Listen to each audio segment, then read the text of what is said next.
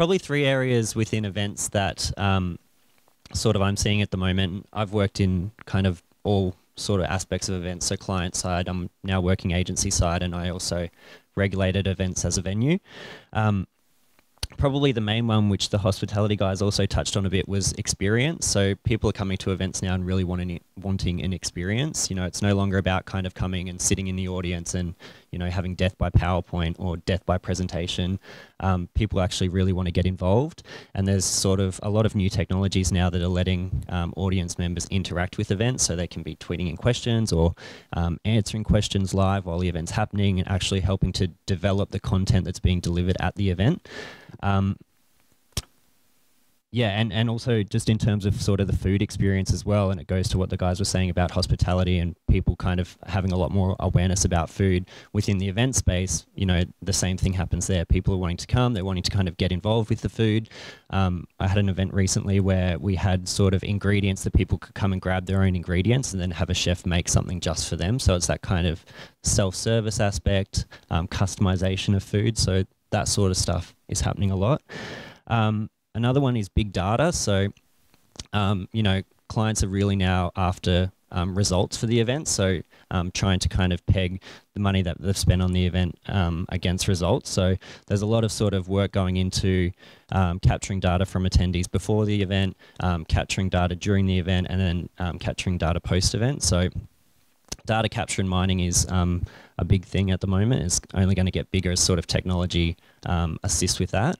And then the third thing is that I'm finding really interesting is non-attendance. So obviously, you know, you put an event on and you might get sort of half or 60% of the people that registered, but there's still 40% of your audience that you can do something with. So there's a lot more work going into sort of activating or engaging those people that didn't come to the event. So as I said before, it's about sort of reaching out to that audience and engaging them with questions around you know, the content that's happening at the event, or filming things that you can push out to them afterwards, or getting in touch with them after the event and gathering data on them. So it's really thinking not just about the people that are coming to your event, but also about the people who didn't come and how you can still sort of get some benefit from those people. Look, I definitely agree with what Grant said. I mean, we've got a large event department. We've got about 40 in our core team, and we scale between events between up to 5,000 people down to just a meeting, which could be 20 people.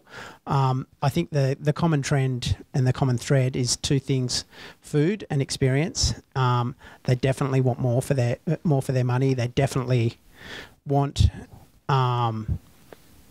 the event to be interactive, and they definitely want better food.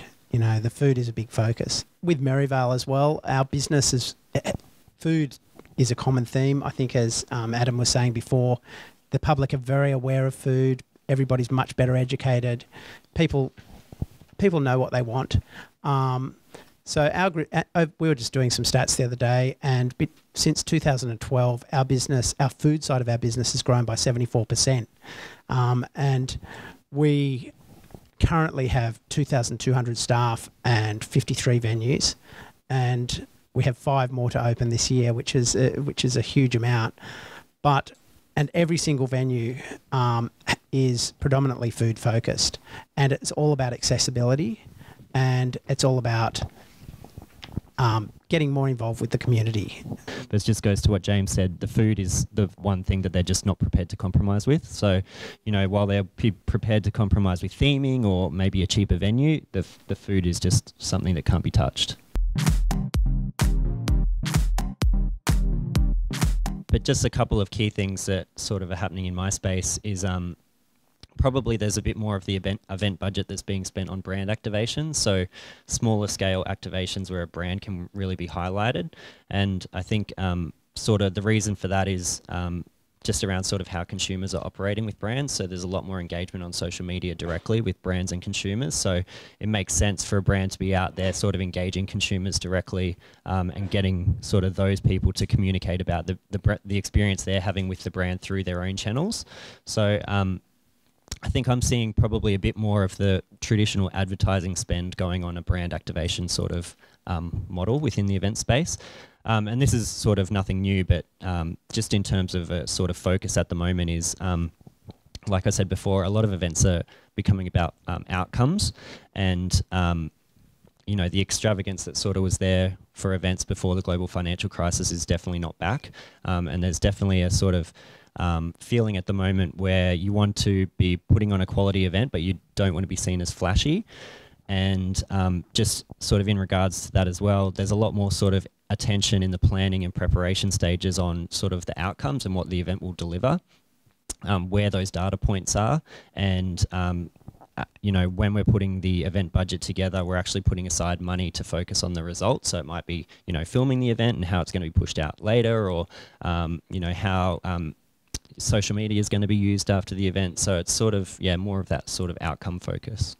So from a training perspective, kind of looking at that, and I'll kind of throw this out there, maybe it's an area that we could look at is, looking at creative space, linking marketing through, really driving that as what that looks like from a social media perspective, in terms of ensuring that the people that you're taking on to run those events have got a potentially more diversified skill set.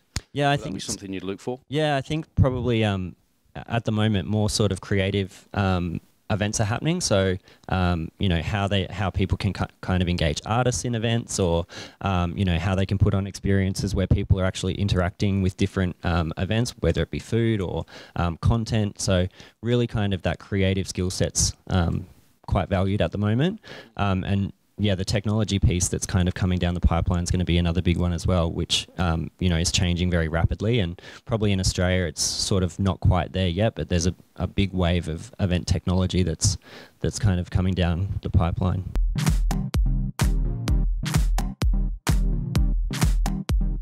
So I think the next topic that we wanted to go into and really ask was technology. And we as an organisation are doing a bit of work with Deloitte at the moment, and there's a report that they've done based on digital disruption. And the reason that I mention this is, hospitality, tourism, events, these areas, and what they're saying is it's a short fuse but a big bang. So basically, very, very short turnaround times in what's happening with technology. But the disruption that's going to happen is absolutely huge. Education's the other side. It's a slow fuse, but will be a big bang in terms of the changes there. So I suppose I wanted to kind of ask a few questions in terms of technology.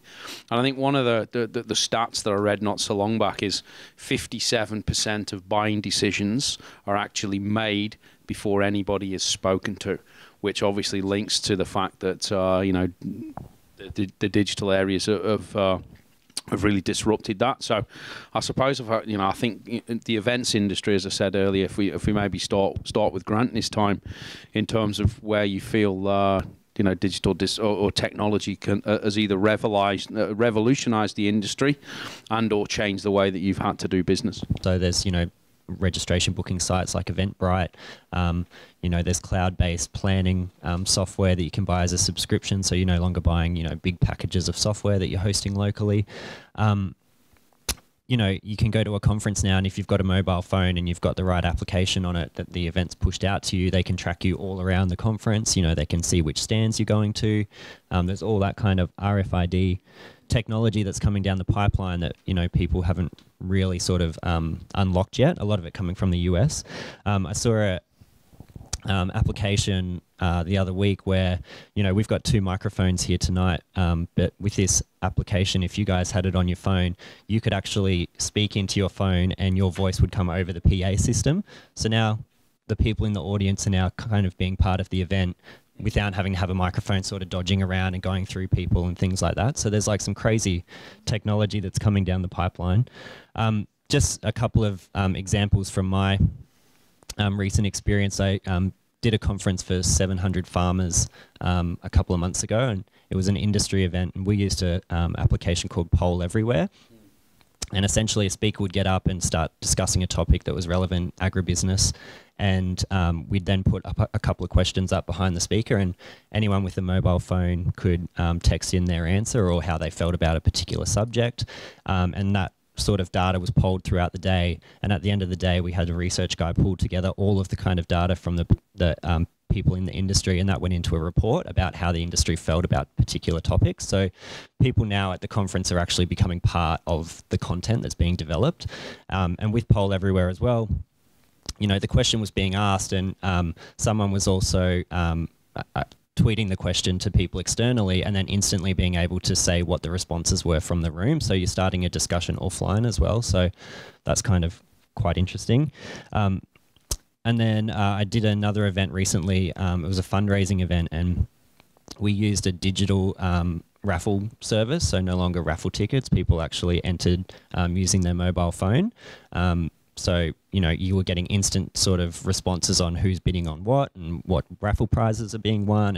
And for the participant, you know, they're bidding on something on their mobile phone and then getting a text message saying that their bid's been accepted. And, you know, if they were the winner, they're being notified on their mobile phone. So it's all kind of digital.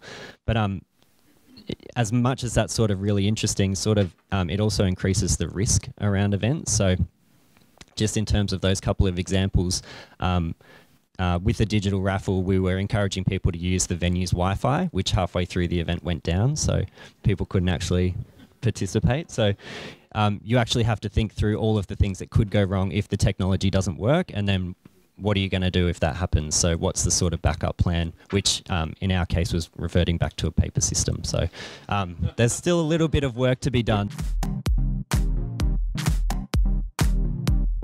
I guess just in terms of events, in terms of sort of how marketing happens, it hasn't really changed so much. You've still got to put aside a marketing budget. You've still got to identify the people that you want at your event and deliver a compelling reason why they should attend. The why is probably the main thing. And also kind of picking the distribution channel that's going to fit that audience. So, you know, if you're holding an event for kind of very old people, you're not going to sort of promote it through social media only, that sort of thing. So nothing much has changed in that respect, but I guess there's a lot of sort of interdependencies in marketing that happen. So for example, you know, people are doing outdoor media now and encouraging people then to sort of cross-promote sort of how things are happening in the outdoor space with social media. So it's like putting a, you know, decent picture or a decent graphic on an outdoor banner and encouraging people to sort of text in or, you know, go to a website or something. So it's sort of how you're taking people from one medium through to another and then through to the purchase decision. So that's kind of something that's sort of a little bit interesting at the moment. Just in terms of social and events, obviously, you know, people are promoting events through social media, and with tools like Eventbrite, they actually can help you do that and help distribute the event message. But social can also take a lot of time and a lot of resourcing, and you can't just kind of put a message out there and think that's the end of it. It's sort of a two-way conversation, so you've constantly got to have someone on there responding to people. The other thing with social media and events is everyone that comes to an event has a phone and has an audience, so it's very easy for them to talk about the bad things that happen at an event. So if something goes wrong, if a staff member's rude, if the food's no good, if, you know, they're waiting in line for a long time, that message gets out instantly to the world. So it's actually put a lot more pressure on event managers to be doing everything right and considering that risk beforehand and sort of using social media as a customer service tool while the event's happening. So if someone is complaining about something, it's you know, having someone monitoring that and then letting the event team know what that complaint's about, making sure that's being fixed quickly and making sure someone's responding on social media, so you're not sort of just having the one message out there about something going wrong. So while social can be good, it can also be detrimental.